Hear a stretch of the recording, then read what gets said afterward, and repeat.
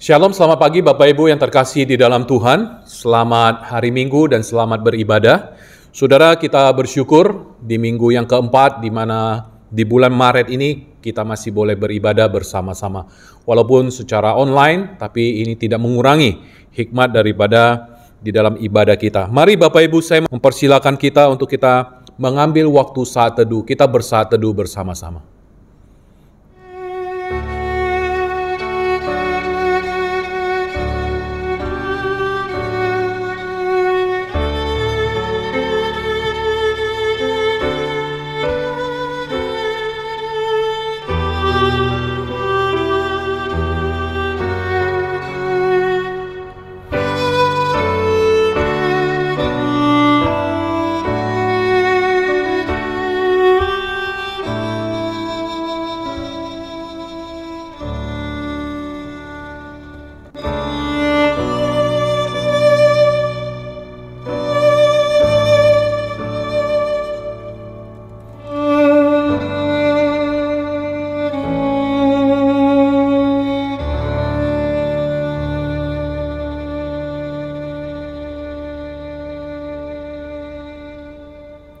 Amin. Hormat bagi Allah Bapa, hormat bagi anaknya, hormat bagi Roh Penghibur, ketiganya yang esa. Saya undang kita bersama-sama untuk kita menaikkan satu pujian. Praise God for His love, hormat bagi Allah Bapa, KPPK 391. Kita naikkan pujian ini, bait yang pertama, bait yang kedua, dan baitnya yang ketiga. Hormat bagi Allah Bapa, hormat bagi anaknya. Kita naikkan pujian ini bersama-sama.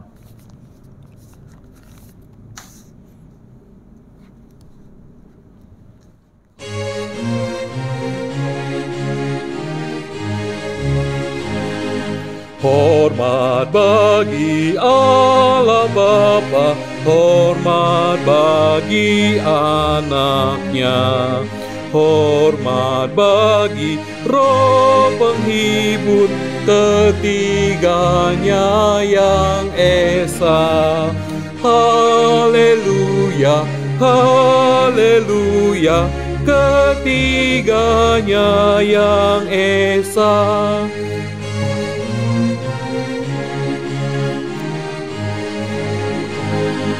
Hormat bagi Kristus Tuhan, kalam jadi manusia. Hormat bagi Raja Gereja, Juru Selamat dunia.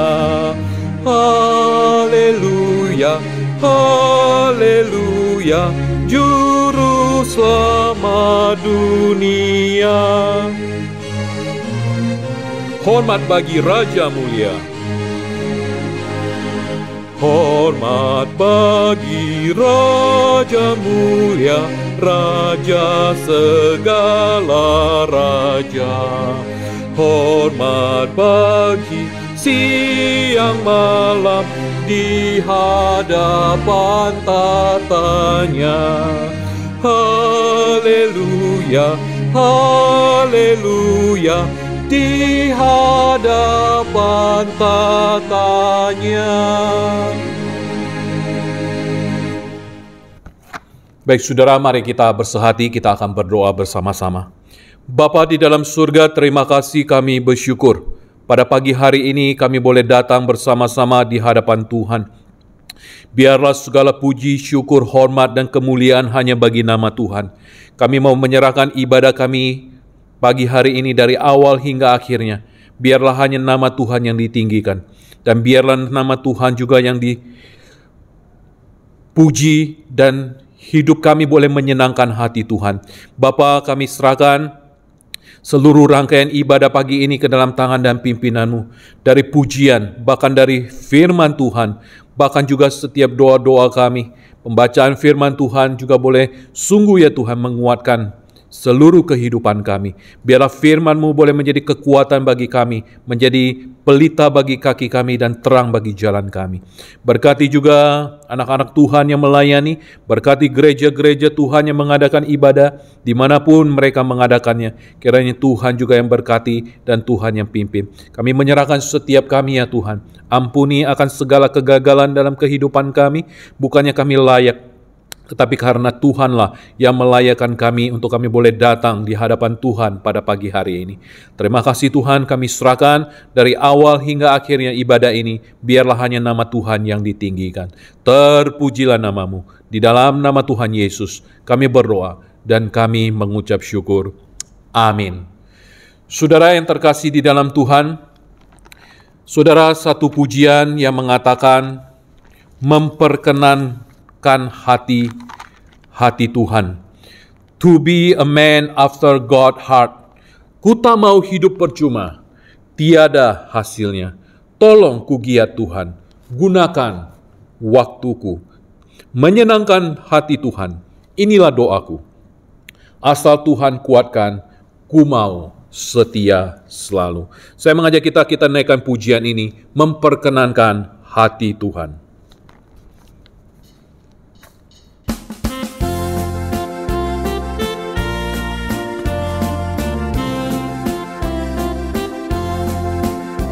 Ku tak mau hidup percuma, tiada hasilnya.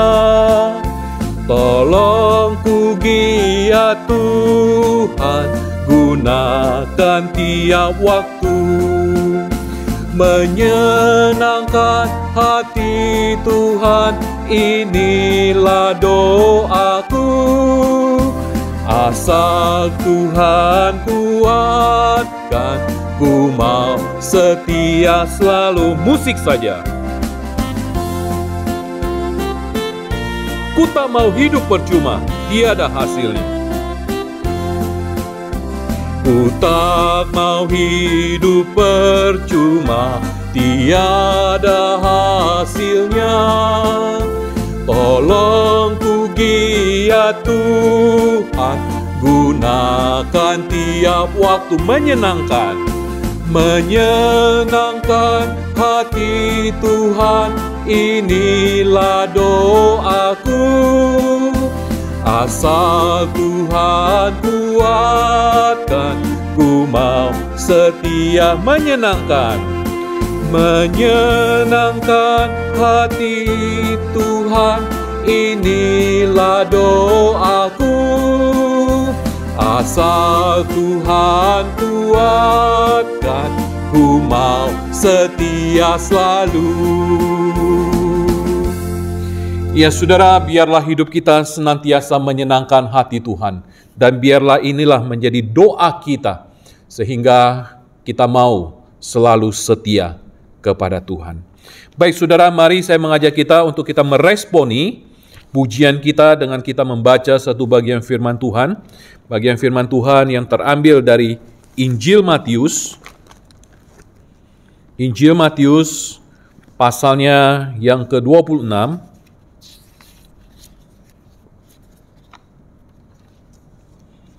Injil Matius pasalnya yang ke-26, ayatnya yang ke-6 sampai dengan ayatnya yang ke-16.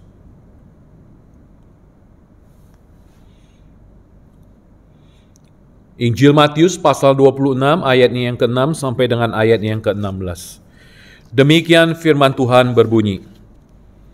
Ketika Yesus berada di Betania, di rumah Simon si kusta, datanglah seorang perempuan kepadanya membawa sebuah buli-buli pualam berisi minyak wangi yang mahal.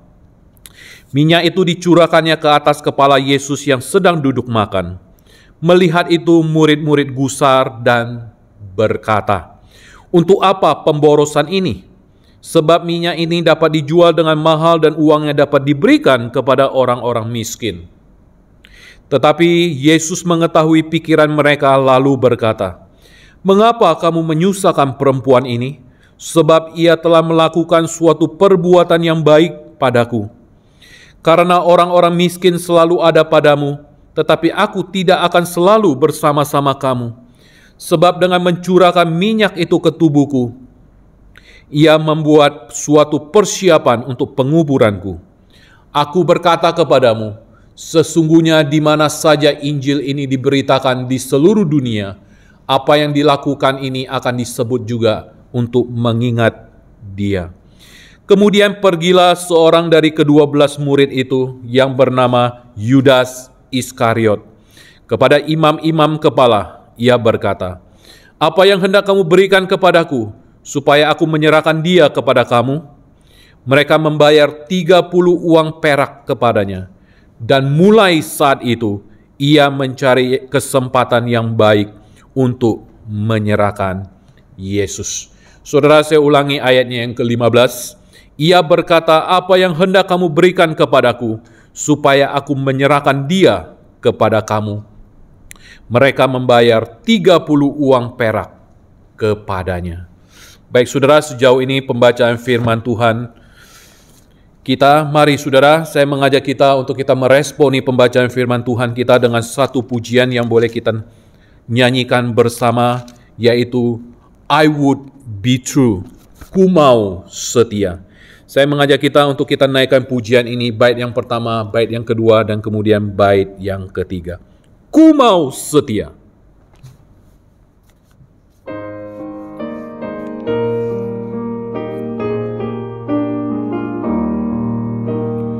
Ku mau setia karena ku dipercaya. Ku mau suci karena ku dikasihi.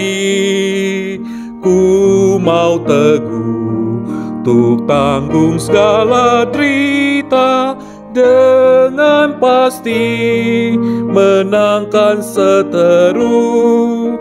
Dengan pasti menangkan seteru.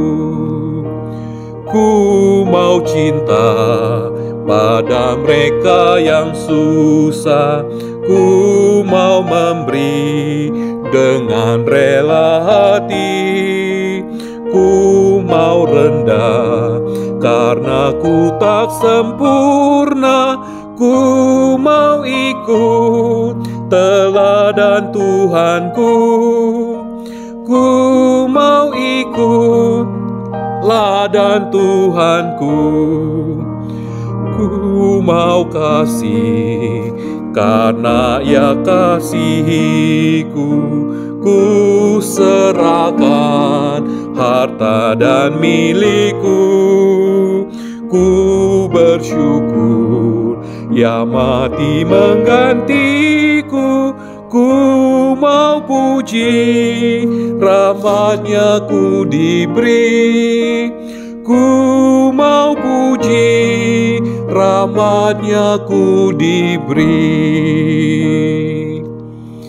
Saudara, firman Tuhan 2 Korintus 6 ayat 1 dan 2 mengatakan, "Kami menasehatkan kamu supaya kamu jangan menjadi sia-sia kasih karunia Allah yang telah kamu terima. Sebab Allah berfirman, pada waktu aku berkenan, aku akan mendengarkan engkau, dan pada hari aku menyelamatkan, aku akan menolong engkau." Ku mau setia, biarlah hidup kita senantiasa tetap setia kepada Tuhan. Baik saudara, firman Tuhan pada pagi hari ini akan disampaikan oleh hambanya, Pendeta Safred dari GSRI Kartini. Saudara, mari saya mengajak kita untuk kita mempersiapkan hati kita. Kita mau menaikkan satu pujian yang mengatakan, "Tuhan, penuhiku dengan firman-Mu. Fill me with thy words." Saudara, Tuhan, penuhiku dengan firman-Mu. Tuhan, penuhiku dengan firman-Mu.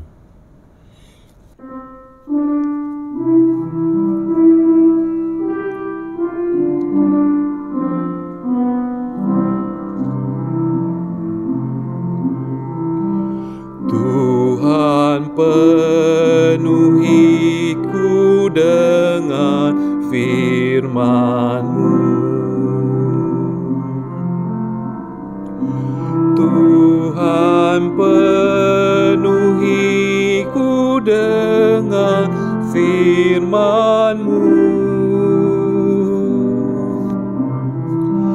Hidupku bagai bejana ku bawa ke sungai-Mu. Tuhan, penuhi ku dengan firman-Mu. Mari saudara, kita mendengarkan kebenaran firman Tuhan.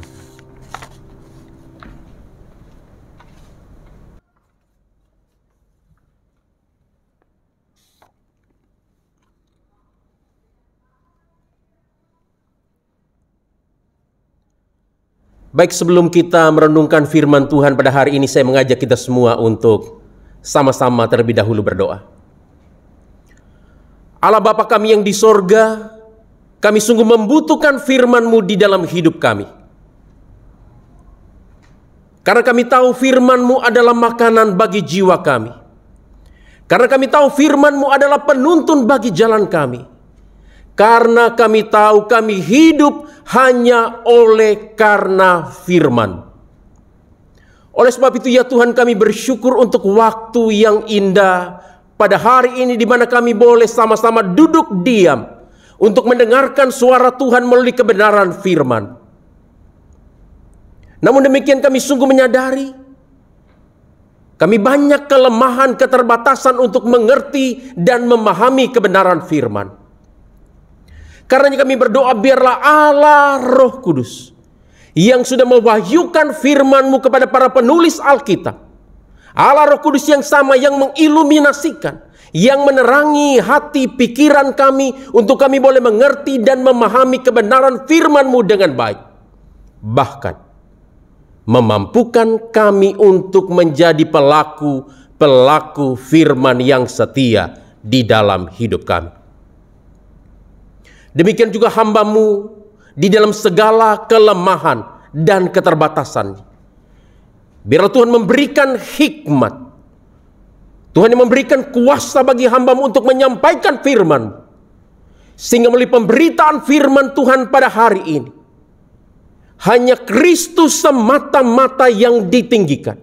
Dan biarlah Roh Kudus Allah bekerja, menarik setiap orang datang kepada Kristus. Puaskanlah kelaparan dan kehausan kami akan firman-Mu pada hari ini. Dalam nama Tuhan kami Yesus Kristus, firman yang hidup, kami sudah berdoa, kami mengucap syukur. Sama-sama kita katakan, amin. Shalom, selamat pagi dan salam sejahtera untuk seluruh jemaat GCRI Sunter yang hari ini sedang mengikuti ibadah secara online dari rumah kita masing-masing. Saya berdoa agar kita semua tetap di dalam penjagaan dan perlindungan dari Tuhan kita Yesus Kristus. Dan kiranya damai sejahtera dari Allah Tritunggal memenuhi hati dan pikiran kita dimanapun kita berada pada saat ini di dalam Kristus Yesus. Terima kasih kepada hamba Tuhan, kepada majelis jemaat yang memberikan kesempatan untuk membagikan firman Tuhan pada hari ini. Tema yang diberikan kepada saya pada hari ini adalah 30 keping perak. 30 keping perak. Atau kalau saya membahasakannya, harga sebuah pengkhianatan. Harga sebuah pengkhianatan. Saya mengajak kita untuk membuka satu bagian Alkitab kita dari Injil Matius pasal 26 ayat 14 sampai ayat yang ke-16. Matius 26 ayat 14 sampai ayat yang ke-16. Jika kita sudah mendapatkannya, saya akan membacakannya. Bagi kita masing-masing, kita bisa memperhatikan dan mengikuti di dalam Alkitab kita masing-masing. Begini kata firman Tuhan. Kemudian pergilah seorang dari ke-12 murid itu, yang bernama Yudas Iskariot, kepada imam-imam kepala. Ia berkata, "Apa yang hendak kamu berikan kepadaku, supaya aku menyerahkan dia kepada kamu?" Mereka membayar 30 uang perak kepadanya. Dan mulai saat itu, ia mencari kesempatan yang baik untuk menyerahkan Yesus. Saudara-saudara yang dikasihi oleh Tuhan kita, Yesus Kristus, di dalam minggu ini kita akan memperingati dan merayakan dua rangkaian peristiwa besar di dalam sejarah yang telah mengubah arah sejarah umat manusia, yaitu kematian Yesus Kristus untuk menebus dosa dan kebangkitannya dari kematian yang merupakan satu-satunya pengharapan bagi manusia yang berdosa. Saudara-saudara, kisah Yudas mengkhianati Yesus dengan 30 keping perak yang kita baca di dalam Matius pasal 26 ayat 14 sampai ayat ke-16 pada hari ini, itu merupakan satu bagian dari rangkaian narasi dua peristiwa besar ini. Sebagaimana bisa kita lihat di dalam Matius pasal 26 ayat 1 sampai Matius pasal yang ke-28. Jadi peristiwa Yudas mengkhianati Yesus dengan 30 keping perak adalah satu peristiwa yang penting di dalam narasi rangkaian penderitaan, kematian, dan kebangkitan Yesus Kristus. Saudara, jika peristiwa Yudas mengkhianati Yesus dengan 30 keping perak adalah sebuah peristiwa yang penting untuk kita mengerti satu narasi yang lengkap tentang penderitaan, kematian, dan kebangkitan Yesus Kristus. Pertanyaan sederhananya adalah, pelajaran penting apa yang bisa kita pelajari dari kisah Yudas mengkhianati Yesus dengan 30 keping perak? Saudara-saudara, sebenarnya ada banyak hal yang bisa kita pelajari dari bagian ini, dari Matius pasal 26 ayat 14 sampai ayat yang ke-16. Tetapi hari ini saya akan mengajak kita untuk melihat setidaknya 3 hal penting, 3 kebenaran penting dari bagian ini. Dari Matius pasal 26 ayat 14 sampai ayat yang ke-16 ini. Pelajaran yang pertama. Jabatan kerohanian tidak memberikan kita imunitas terhadap godaan dosa. Jabatan kerohanian tidak memberikan kita imunitas, tidak memberikan kita kekebalan terhadap godaan dosa. Saudara-saudara, kebenaran ini yang bisa kita lihat di dalam Matius pasal 26 ayat yang ke-14.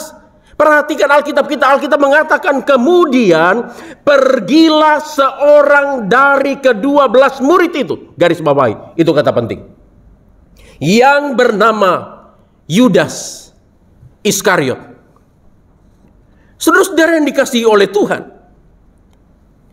Alkitab memberitahukan kepada kita, orang yang mengkhianati Yesus, orang yang menjual Yesus dengan 30 keping perak, bukanlah orang yang jauh.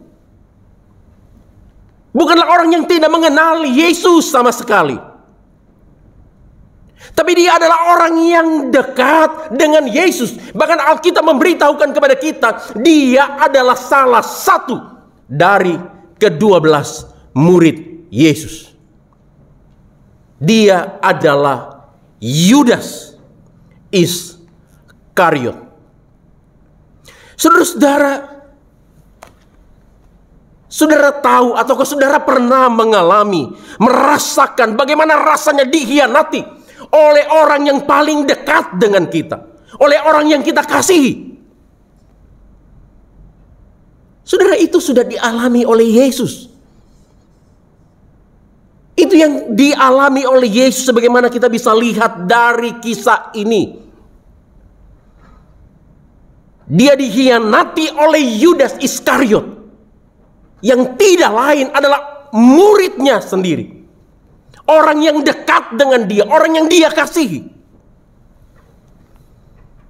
Jadi jika hari ini kita sedang bergumul karena kita merasa dihianati oleh orang-orang yang kita kasihi, kita merasa dihianati oleh orang-orang yang dekat dengan kita, apakah itu suami kita, istri kita, orang tua kita, mertua kita, menantu kita, sahabat dekat kita, rekan bisnis yang kita percaya, dan lain sebagainya. Ingat, Yesus sudah mengalaminya. Ia dihianati oleh orang yang ia kasihi. Ia dihianati oleh orang yang dekat dengan dia.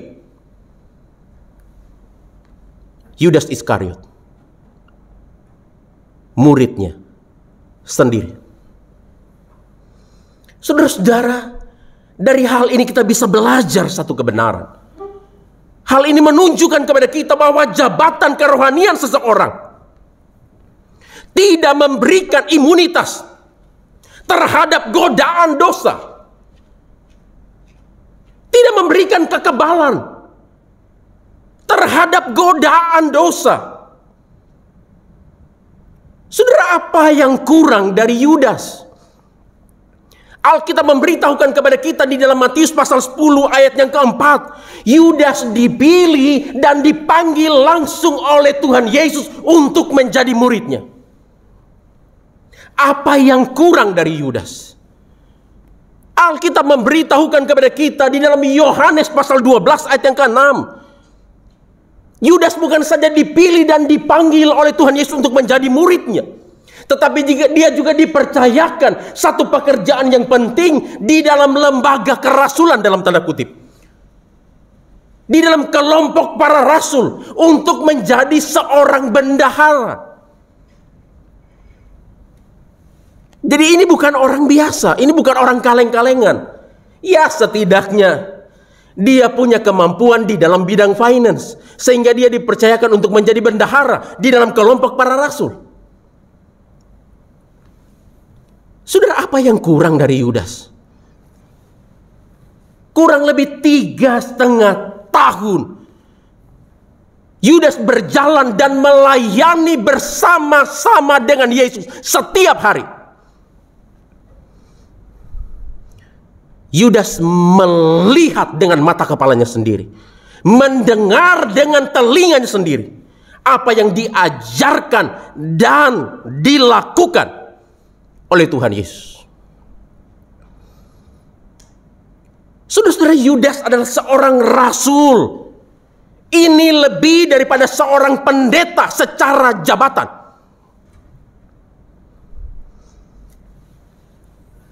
Saudara-saudara, kedekatannya dengan Yesus di dalam aktivitas kesehariannya tidak bisa dipungkiri.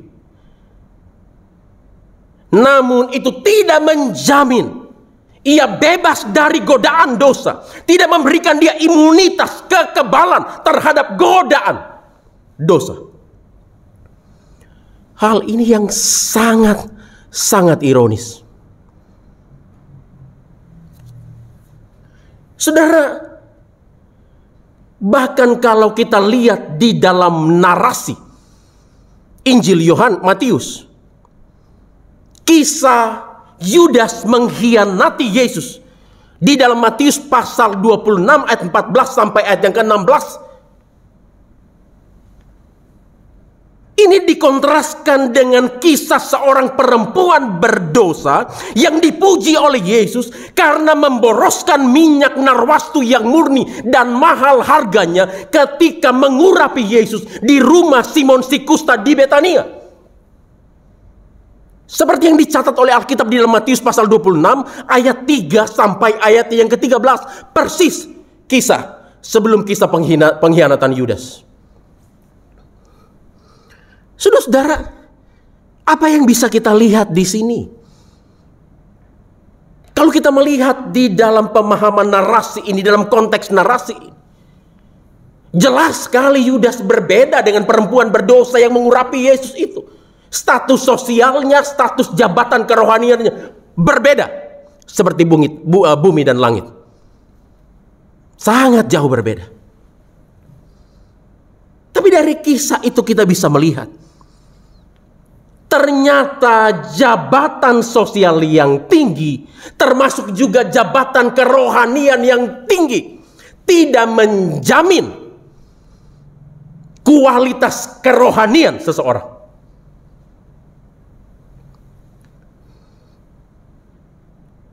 Sekalipun Yudas memiliki jabatan kerohanian yang tinggi dan statusnya sebagai orang yang dekat dengan Yesus, tidak membuat dia kebal terhadap godaan dosa. Tidak membuat dia imun terhadap godaan dosa. Tidak menjamin dia memiliki kualitas kerohanian yang baik. Bahkan kalau kita membaca Alkitab, sebenarnya Yudas bukanlah orang percaya yang sejati kepada Yesus. Alkitab memberitahukan kepada kita sejak dari semula, Yudas memang tidak percaya kepada Yesus. Kalau kita membaca di dalam Yohanes pasal 6 ayat 25 sampai ayat yang ke-26 misalnya, ayat yang ke-66 maksudnya, ketika Yesus berbicara bahwa dia adalah roti hidup, dan setiap orang yang percaya kepadanya akan beroleh hidup yang kekal. Di dalam Yohanes pasal 6 ayat 64, Alkitab memberitahukan kepada kita, ada seorang di antara muridnya yang tidak percaya atas apa yang dikatakan oleh Yesus, bahwa dia adalah roti hidup dan setiap orang yang percaya kepadanya akan beroleh hidup yang kekal. Nah, di dalam Yohanes 6 ayat 64 itu, Alkitab mengatakan kepada kita, murid yang tidak percaya itu, yang kemudian akan menyerahkan Yesus, siapa dia? Yohanes pasal 6 ayat 77, Alkitab memberitahukan kepada kita, dia adalah Yudas Iskariot. Jadi sekali lagi ini mengajarkan kita satu kebenaran yang sangat-sangat penting.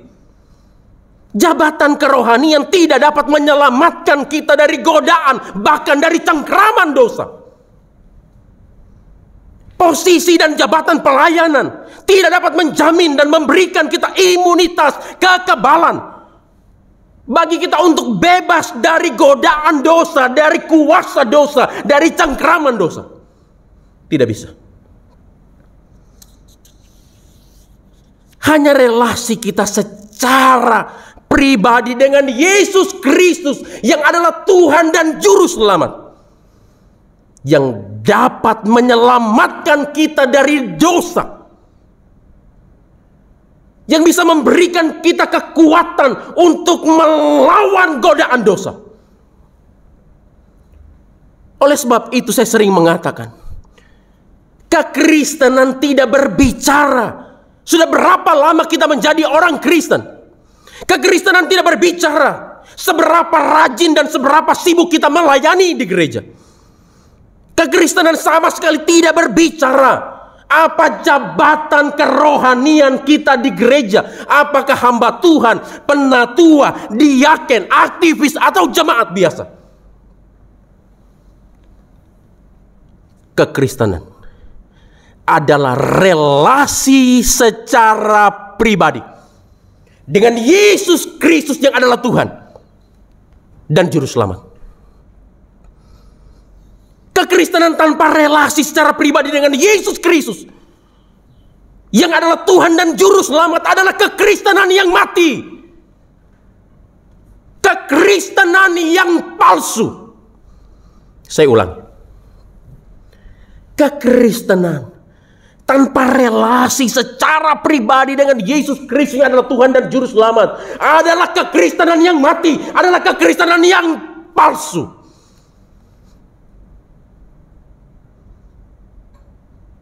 Oleh sebab itu, saya sering mengatakan, kekristenan tanpa relasi secara pribadi dengan Kristus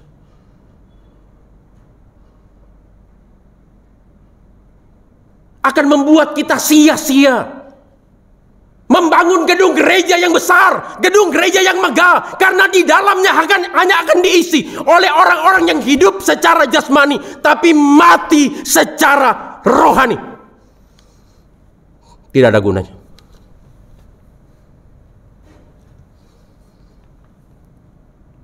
Nah, oleh sebab itu satu pertanyaan yang harus menggelisahkan hati kita hari ini, yang harus menggelisahkan hatimu, menggelisahkan hatimu, menggelisahkan hatimu, juga menggelisahkan hatiku hari ini. Sudahkah kita memiliki relasi secara pribadi dengan Yesus Kristus sebagai Tuhan dan Juru Selamat? Hanya di dalam Kristus yang sudah mati untuk menebus dosa dan telah bangkit dari kuasa dosa, mengalahkan kuasa maut, musuh manusia yang terbesar, kita dimungkinkan untuk menang atas segala godaan dosa. Kita dimungkinkan untuk menang atas dosa. Pelajaran penting apa yang bisa kita pelajari dari kisah Yudas mengkhianati Yesus dengan 30 keping perak?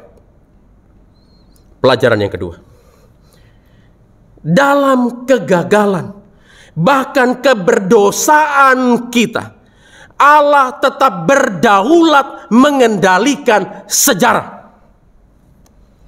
Dalam kegagalan bahkan keberdosaan kita, Allah tetap berdaulat mengendalikan segala sesuatu, mengendalikan sejarah.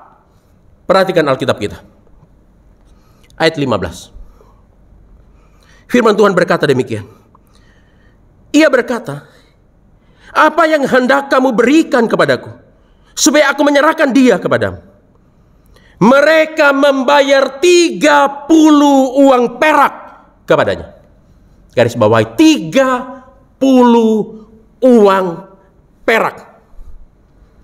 Saudara-saudara yang dikasihi oleh Tuhan, sampai saat ini memang banyak perdebatan mengenai motivasi Yudas mengkhianati Yesus dengan menjualnya seharga 30 keping perak. Mengenai hal ini para penafsir, para komentator Alkitab berbeda pendapat. Ada beberapa pandangan umum yang disampaikan oleh para penafsir mengenai motif, mengenai maksud dari Yudas menjual Yesus seharga 30 keping perak. Yang pertama, mungkin Yudas kecewa dengan model Mesias seperti Yesus. Jadi kata kuncinya itu adalah kecewa. Jadi mungkin Yudas kecewa dengan model Mesias seperti Yesus. Dia mungkin menginginkan Mesias yang lebih politis, yang akan menaklukkan dan membebaskan bangsanya dari penjajahan Romawi ketika itu. Jadi mungkin saja ketika Yudas melihat Mesias yang diharapkan seperti Yesus tidak sesuai dengan harapannya, dia kecewa. Oleh sebab itu dia memutuskan untuk mengkhianati Yesus dan menjualnya seharga 30 keping perak. Itu pandangan yang pertama. Pandangan yang kedua, beberapa bahkan menyarankan bahwa Yudas melakukan pengkhianatan ini dengan motif yang mulia, motif yang baik. Alasannya apa? Mereka berpendapat bahwa mungkin Yudas tidak sabar kepada Yesus untuk menyatakan dirinya sebagai Mesias yang berkuasa. Nah, oleh sebab itu Yudas berpikir bahwa dengan cara menyerahkan Yesus akan memaksa dia untuk menunjukkan kuasanya. Jadi ada yang beranggapan demikian. Yudas melakukan itu dengan satu motif yang mulia, motif yang baik. Dalam tanda kutip mungkin dia ingin membantu Yesus untuk menunjukkan kuasanya. Mungkin ketika dia diserahkan, dia terjepit, pada saat itu dia akan mengeluarkan, menyatakan kuasanya. Jadi itu pendapat yang kedua. Pendapat yang ketiga, ada juga yang mengatakan bahwa mungkin saja Yudas mengkhianati Yesus karena dia sudah mengamati konflik yang sedang berlangsung antara Yesus dan para pemimpin agama Yahudi. Di dalam analisanya dia sudah bisa melihat ujungnya mau kemana, yang menang siapa. Dan mungkin dia sudah perkirakan bahwa yang akan menang adalah para pemimpin agama Yahudi. Oleh sebab itu, daripada buang-buang waktu ikut yang tidak jelas, yang akhirnya nanti juga akan kalah di ujungnya, maka Yudas memutuskan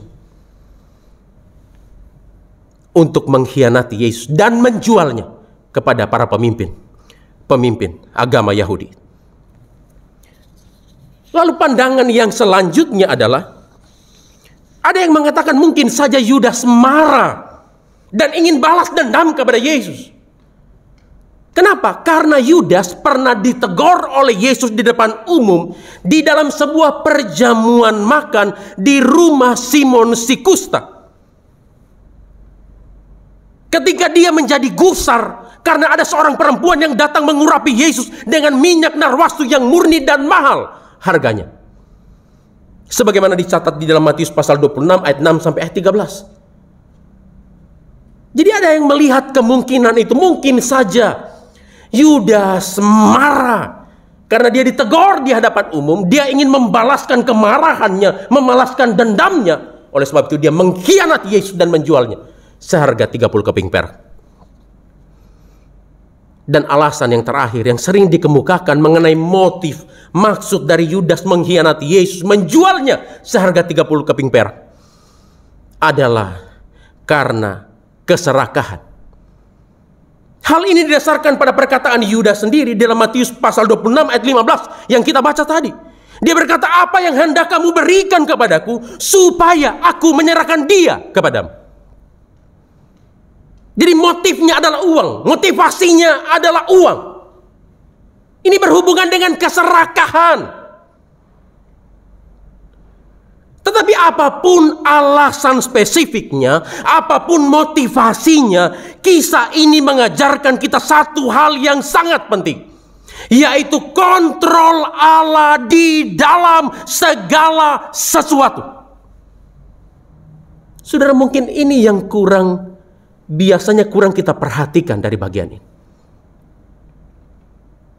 Ini mengajarkan kita satu hal yang penting mengenai kedaulatan Allah di dalam segala sesuatu, termasuk di dalam kegagalan dan keberdosaan manusia. Saudara, Alkitab mengatakan di dalam ayat 15 bagian B, mereka membayar 30 uang perak kepadanya. Jadi para imam-imam kepala itu membayar 30 keping perak sebagai harga jual bagi Yesus kepada Yudas. Saudara-saudara, menurut perjanjian lama, di dalam Keluaran pasal 21 ayat yang ke-32, 30 keping perak adalah harga jual termurah dari seorang budak. Jadi di dalam perjanjian lama, khususnya dalam Keluaran pasal 21 ayat yang ke-32, harga jual seorang budak itu dihargai dengan 30 keping perak. Saudara-saudara, jika kita hanya melihat dari nilai jualnya, ini satu hal yang sangat ironis, satu hal yang sangat menyedihkan. Yesus yang adalah Allah yang kaya dijual dengan harga yang sangat murah. Yesus yang adalah raja di atas segala raja dijual dengan harga yang begitu rendah oleh Yudas. Kalau kita hanya melihat harganya, walaupun mungkin apapun alasannya, siapapun dia, manusia tidak bisa diperjualbelikan. Tapi kalau kita melihat dari kisah ini, dengan 30 keping perak Yudas menjual Yesus. Satu harga yang sangat murah, satu harga yang sangat rendah.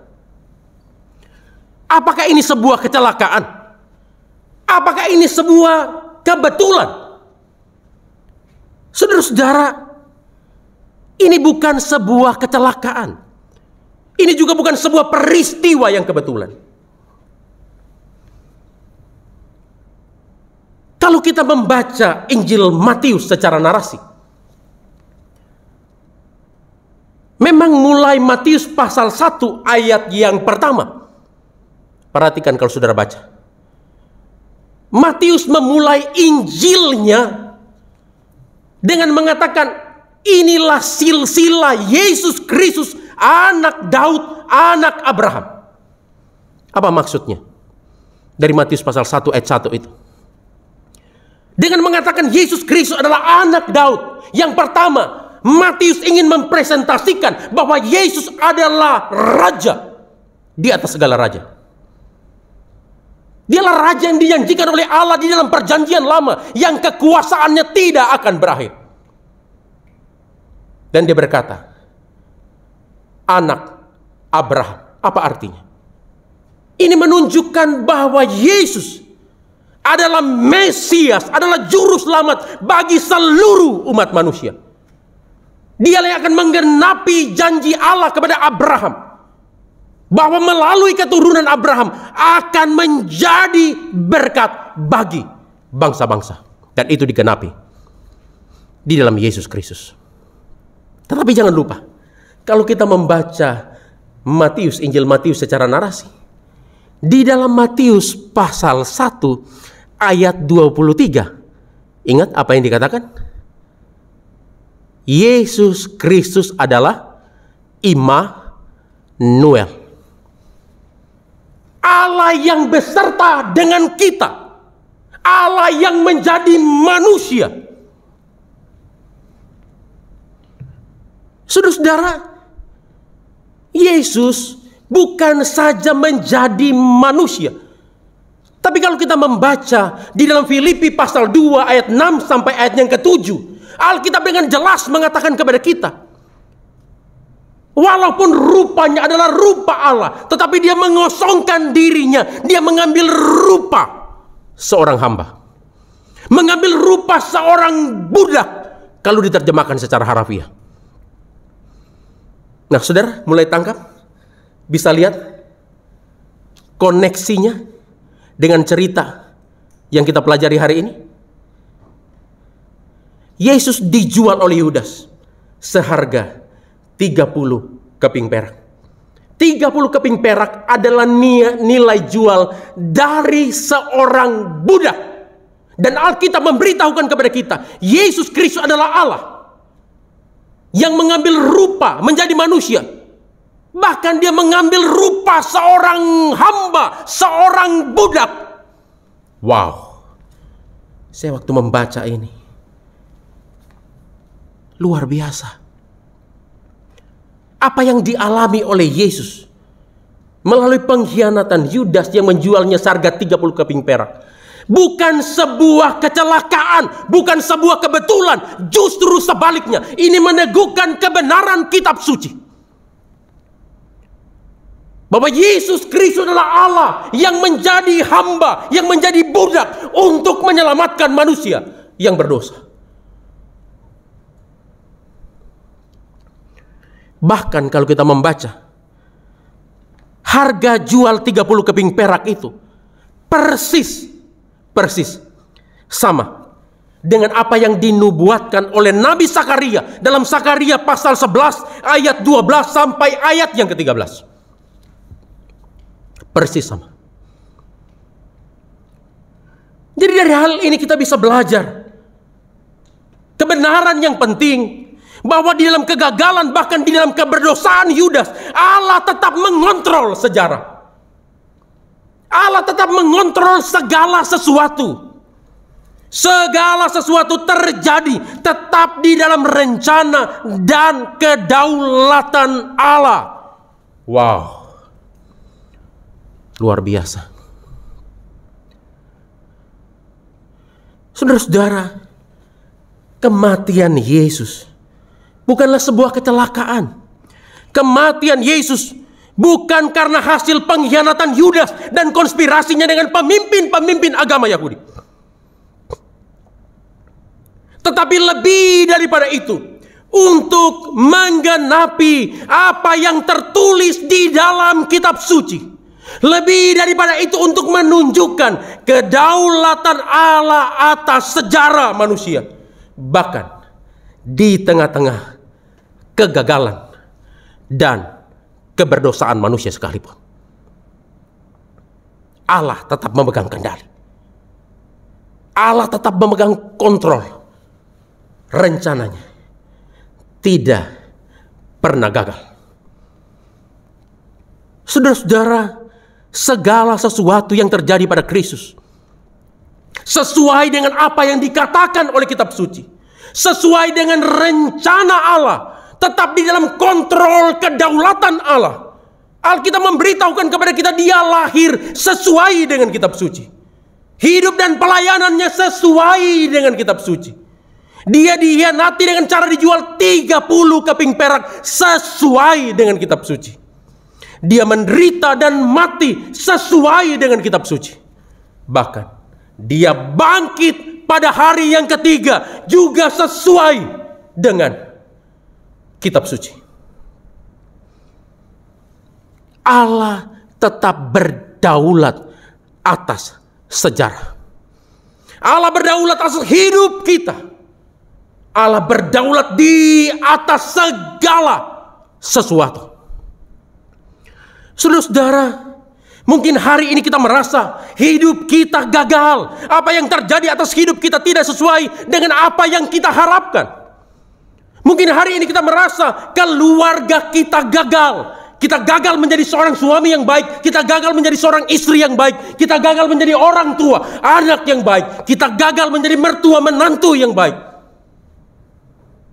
Mungkin hari ini kita merasa usaha, pekerjaan, bisnis, studi, bahkan pelayanan kita gagal dan mengecewakan. Tetapi percayalah, rencana Tuhan tidak akan pernah gagal atas hidup kita. Percayalah, Tuhan tetap berdaulat, mengendalikan, mengontrol hidup kita. Bahkan ketika kita merasa gagal untuk hidup benar di hadapan Allah, ketika kita merasa gagal oleh karena keberdosaan kita di hadapan Allah, mungkin engkau merasa dirimu adalah seorang penjudi, engkau merasa dirimu adalah seorang peselingkuh, engkau merasa engkau adalah seorang penipu, engkau seorang pencuri, bahkan mungkin engkau berkata, aku adalah seorang pembunuh. Apapun itu kegagalan kita, seberapa dalam pun kita jatuh dalam dosa, segelap apapun hidup kita, ingat, rencana keselamatan Tuhan atas hidup kita tidak akan pernah gagal. Oleh sebab itu, percayalah kepada Kristus, pandanglah kepada Kristus.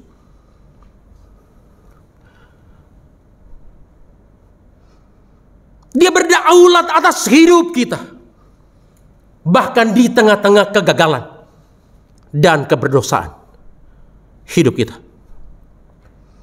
Saudara-saudara, salib adalah bukti dari kasih-Nya yang tidak pernah gagal bagi kita orang-orang yang gagal. Saya ulangi, salib Kristus adalah bukti kasih Allah, bukti rencana Allah yang tidak pernah gagal bagi kita orang-orang yang gagal. Nah, oleh sebab itu saya suka apa yang dikatakan oleh Octavius Winslow, seorang pengkhotbah terkemuka di Inggris dan Amerika pada abad ke-19. Dia berkata, siapa yang menyerahkan Yesus untuk mati? Bukan Yudas untuk uang. Siapa yang menyerahkan Yesus untuk mati? Bukan Pilatus karena takut. Siapa yang menyerahkan Yesus untuk mati? Bukan juga pemimpin-pemimpin agama Yahudi karena iri. Siapa yang menyerahkan Yesus untuk mati?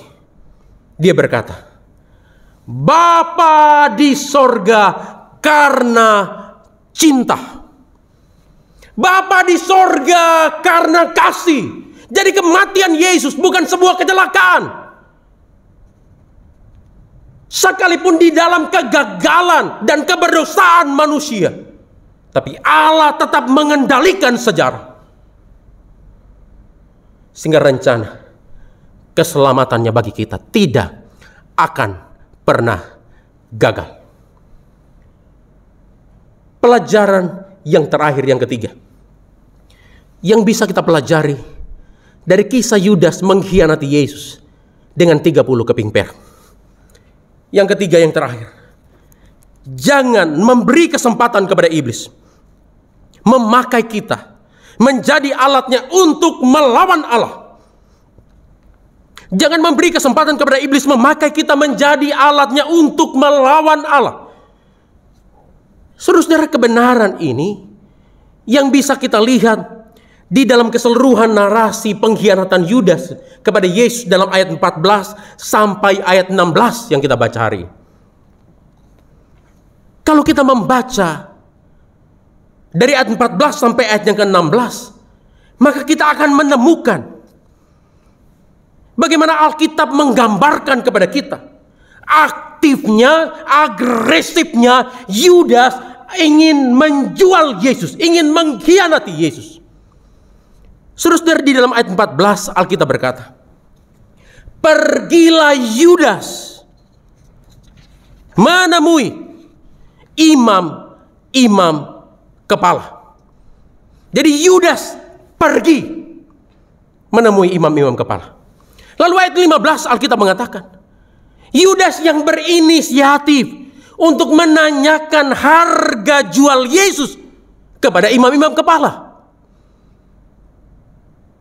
Jadi bukan imam-imam kepala yang memberi penawaran, tetapi Yudas yang berinisiatif menanyakan harga jual dari Yesus. Dan ayat 16, perhatikan Alkitab mengatakan,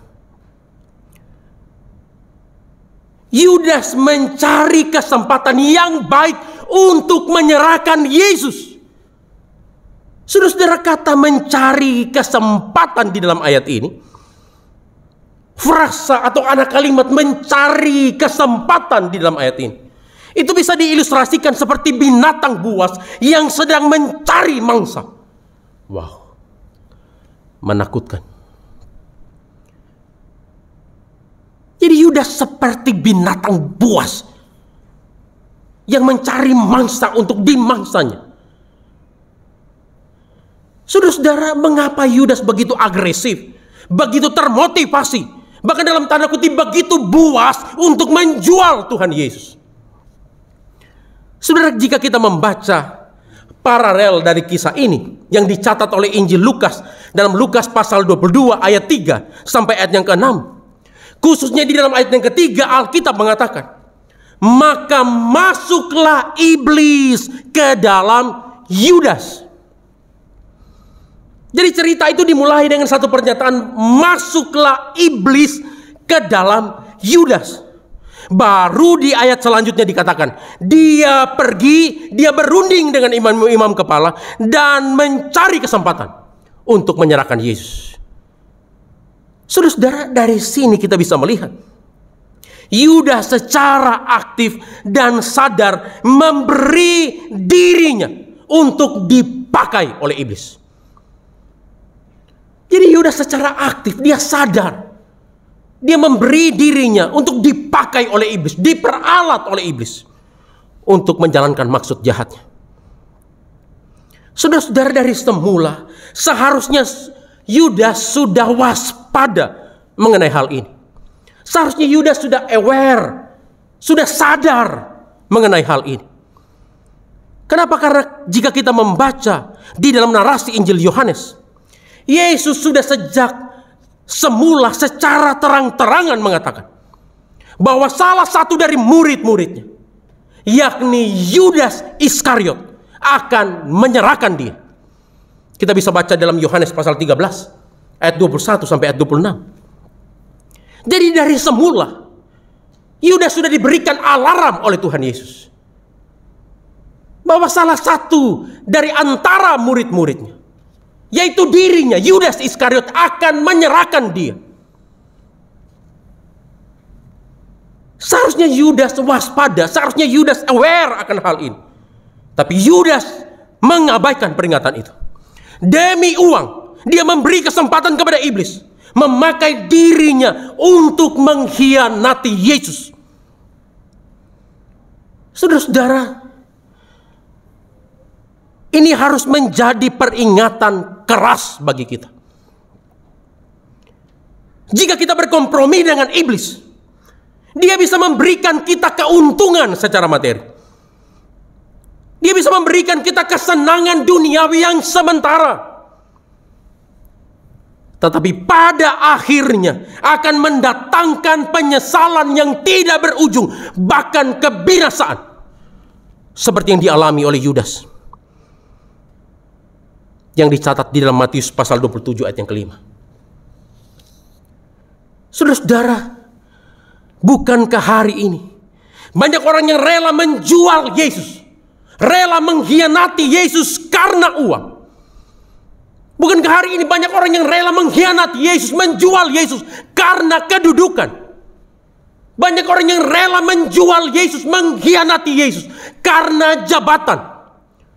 Bukankah hari ini banyak orang yang rela mengkhianati, menjual Yesus karena cinta kepada seorang pria, karena cinta kepada seorang wanita?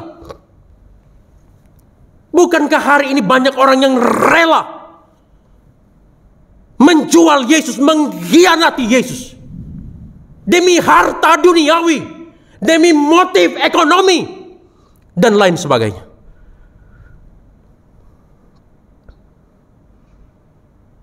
Saudara-saudara, jika kita melakukan itu, sadar atau tidak sadar, kita sedang memberi diri kita untuk dipakai oleh iblis, untuk melawan Allah, untuk mengkhianati Allah. Karena itu, Charles Spurgeon benar ketika berkata, hari ini banyak orang yang telah menjual Yesus dengan harga yang lebih rendah dari apa yang diterima oleh Yudas.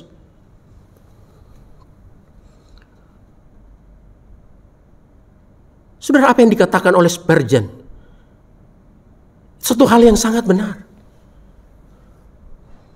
Hari ini banyak orang yang sudah mengkhianati, menjual Yesus, bahkan dengan harga yang lebih murah dari apa yang didapatkan oleh Yudas. Dan secara pribadi itu menjadi peringatan yang keras bagi saya, khususnya sebagai seorang hamba Tuhan, sebagai seorang pendeta, sebagai seorang pengkhotbah. Saudara, hari ini banyak hamba Tuhan, banyak orang yang menyebut dirinya sebagai pendeta, sebagai seorang penginjil, tapi dengan murah menjual Kristus melalui khotbah-khotbah yang hanya berisi motivasi-motivasi dan ajaran moral manusia semata, serta tidak lagi berfokus kepada Injil Yesus Kristus, yaitu Dia yang mati untuk menebus dosa, dan Dia yang sudah bangkit dari kematian mengalahkan kuasa maut.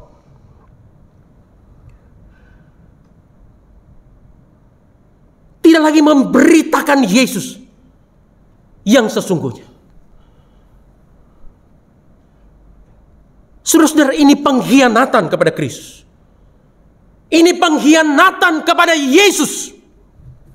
Sekali lagi, the Prince of Preacher, pangerannya para pengkhotbah, Charles Spurgeon, mengingatkan kita akan hal yang penting ini.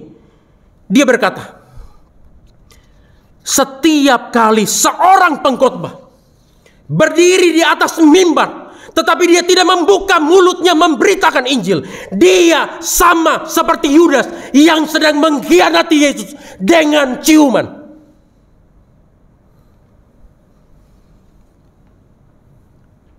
Setiap kali seorang pengkhotbah berdiri di atas mimbar, tapi dia tidak membuka mulutnya memberitakan Injil Yesus Kristus, Spurgeon berkata, dia sama seperti Yudas yang mengkhianati Yesus dengan ciuman. Karena itu saya secara pribadi selalu berkomitmen di hadapan Tuhan. Mohon kekuatan yang daripada Tuhan. Tidak akan pernah saya berdiri di atas mimbar untuk tidak membuka mulut saya untuk berkhotbah dan tidak memberitakan Yesus Kristus yang merupakan satu-satunya juru selamat bagi manusia yang berdosa, satu-satunya pengharapan bagi manusia yang berdosa. Dia yang sudah mati untuk menebus dosa manusia, dan dia sudah bangkit mengalahkan kuasa kematian, musuh manusia yang terbesar. Hanya dia satu-satunya jalan untuk kembali kepada Allah. Hanya di dalam Yesus manusia berdosa dimungkinkan dapat diselamatkan. Saudara-saudara, motivasi dan ajaran moral manusia semata tidak akan pernah mengubah dan menyelamatkan orang. Hanya Injil Yesus Kristus yang dapat mengubah dan menyelamatkan manusia. Roma pasal 1 ayat 16 Alkitab berkata, Injil adalah kekuatan Allah yang menyelamatkan setiap orang yang percaya kepada Kristus. Oleh sebab itu hari ini kita bersyukur. Firman Allah kembali mengingatkan kita, jangan pernah memberi kesempatan kepada iblis untuk memakai kita menjadi alatnya, untuk melawan Allah, mengkhianati Allah. Saudara-saudara, 30 keping perak dari kisah pengkhianatan Yudas kepada Yesus. Setidaknya kita bisa belajar 3 kebenaran penting hari ini, khususnya dari Matius pasal 26 ayat 14 sampai ayat yang ke-26. Ayat yang ke-16 maksudnya. Yang pertama, jabatan kerohanian tidak memberikan kita imunitas terhadap godaan dosa. Jabatan kerohanian tidak memberikan kita kekebalan terhadap godaan dosa. Yang kedua, dalam kegagalan bahkan keberdosaan kita, Allah tetap berdaulat mengontrol sejarah, mengontrol hidup kita. Dan yang ketiga, jangan memberi kesempatan kepada iblis untuk memakai kita menjadi alatnya, untuk melawan Allah, untuk mengkhianati Allah. Oleh sebab itu, selamat mempersiapkan diri untuk memperingati Jumat Agung, kesengsaraan dan kematian Yesus Kristus untuk menebus dosa kita, dan juga untuk merayakan Paskah, kebangkitan Yesus Kristus Tuhan kita, yang di dalamnya kita beroleh hidup yang penuh pengharapan. Momen tahukah? Kita berdoa. Bapa kami yang di sorga, terima kasih untuk firman. Sekali lagi biar Allah Roh Kudus yang memeteraikan firman-Mu di dalam hati dan pikiran kami masing-masing. Dalam nama Tuhan kami Yesus Kristus, Juru Selamat kami yang hidup, kami sudah berdoa, kami mengucap syukur. Amin.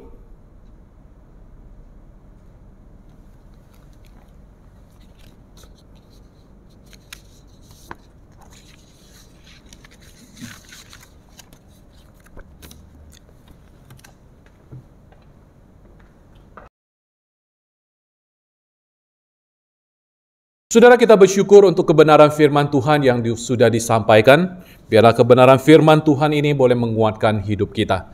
Baik saudara, saya mengajak kita untuk kita kembali mengingat ayat hafalan kita di minggu yang lalu, yang terambil dari surat 1 Korintus pasalnya yang ke-10, ayatnya yang ke-12. 1 Korintus 10, ayatnya yang ke-12.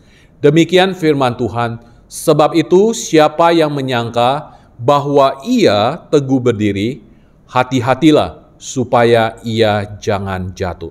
Mari kita ulangi bersama-sama sekali lagi. Sebab itu, siapa yang menyangka bahwa ia teguh berdiri, berhati-hatilah supaya ia jangan jatuh. Demikian ayat hafalan kita di minggu yang lalu. Dan saudara, untuk ayat hafalan kita di minggu yang akan datang terambil dari Mazmur 119, Mazmur 119 ayatnya yang ke-72. Demikian firman Tuhan berbunyi, Taurat yang kau sampaikan adalah baik bagiku, lebih daripada ribuan keping emas dan perak.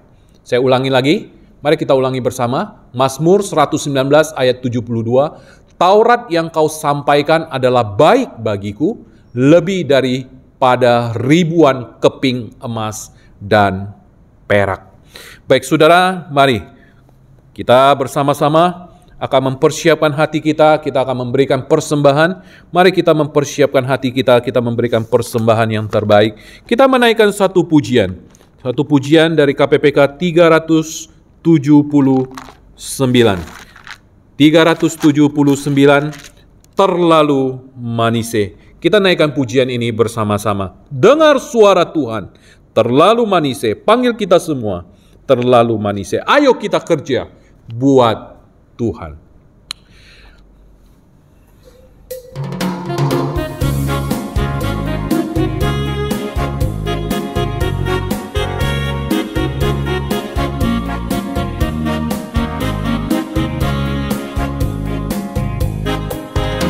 Dengar suara Tuhan, terlalu manise.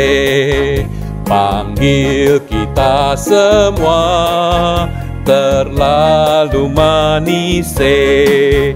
Ayo kerja buat Tuhan, sungguh senang-senangnya. Dipanggil Tuhan, terlalu manise.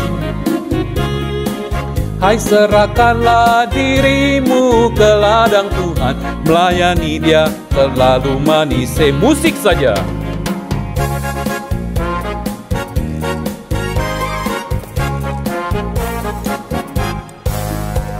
Kerja buat Tuhan, terlalu manis. Biar pikul salib, terlalu manis. Ayo kerja buat Tuhan, sungguh senang-senangnya. Panggil Tuhan, terlalu manis. Hai, serahkanlah dirimu ke ladang Tuhan, melayani Dia terlalu manis. Ayo kerja buat Tuhan, sungguh senang-senangnya. Panggil Tuhan, terlalu manis. Serahkan diri ke ladang Tuhan, melayani Dia terlalu manis. Baik saudara, mari kita berdoa untuk persembahan yang sudah kita berikan. Bapa di dalam surga, terima kasih, kami bersyukur untuk persembahan yang telah Tuhan beri, persembahan yang telah kami berikan dan berkat-berkat yang telah Tuhan curahkan di dalam kehidupan kami. Kami bersyukur dan kami berterima kasih untuk semua kebaikan Tuhan di dalam kehidupan kami. Dan kami mengembalikan ini ya Tuhan, biarlah Tuhan yang kuduskan dan sucikan, biarlah persembahan ini boleh dipakai bagi pekerjaan Tuhan, dimanapun Tuhan percayakan. Terima kasih Tuhan, inilah doa kami, syukur kami, di dalam nama Tuhan Yesus, kami berdoa dan kami mengucap syukur. Amin.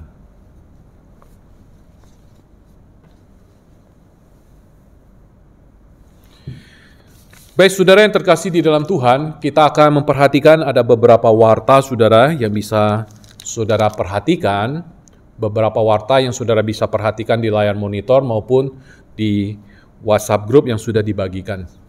Segenap majelis dan badan pengurus mengucapkan selamat hari Minggu dan selamat beribadah kepada seluruh jemaat GSRI Sunter dimanapun Bapak Ibu, Saudara-saudari berada. Majelis dan badan pengurus GSRI Sunter mengucapkan terima kasih kepada hambanya Pendeta Sapret Pondete Dumola dari GSRI Kartini yang telah memberitakan firman Tuhan pada hari ini. Tuhan memberkati pelayanan hambanya. Saudara, mari kita bergabung bersama-sama di dalam grup Share and Grow Together untuk saling kita peduli, memperhatikan, dan kita boleh saling mendoakan bersama-sama. Saudara, masih terbuka bagi saudara untuk saudara yang tergerak hatinya untuk mendukung gerakan GSRI Sunter Peduli. Kami berterima kasih, bersyukur untuk dukungan yang selama ini sudah diberikan, dan kesempatan ini masih terbuka bagi saudara yang ingin mendukung. Saudara bisa mentransfer ke rekening GSRI Sunter dengan memberikan tambahan angka nominal 12 di belakang persembahan yang saudara berikan.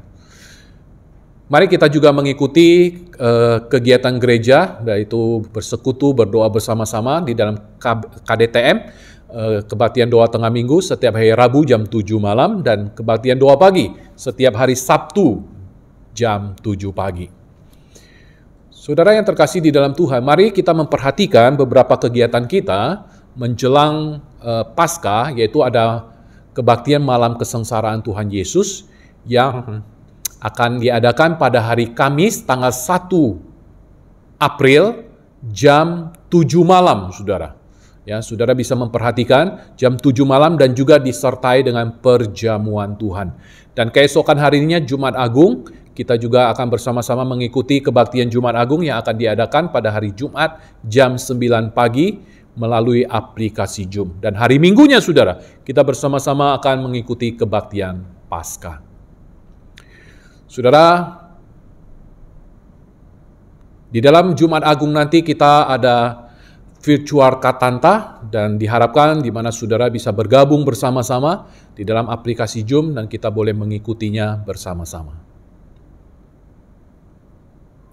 Saudara, berkenaan dengan perjamuan Tuhan di bulan April, saudara, perjamuan Tuhan di bulan April akan diadakan pada hari Kamis malam jam 7 bertepatan dengan kebaktian malam kesengsaraan Tuhan Yesus.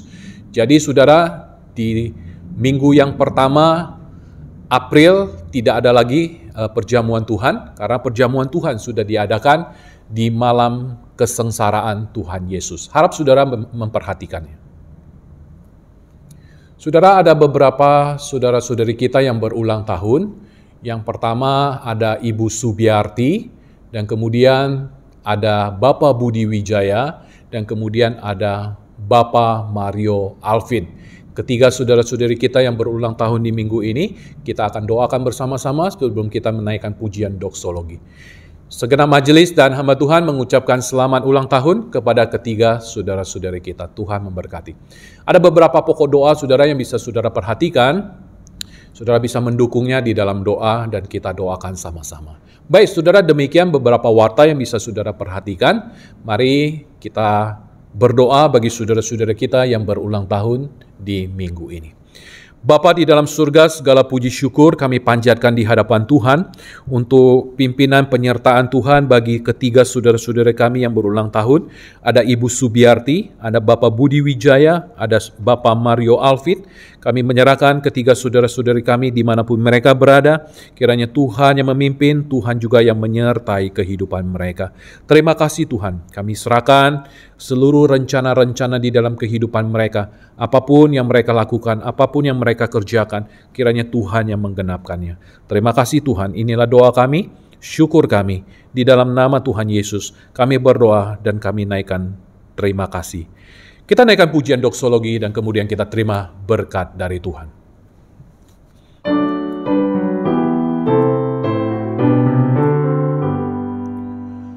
Bagi Bapa, Anak, dan Roh, puji, hormat, dan mulia, dulu, sekarang, tak berubah, hingga selama-lamanya.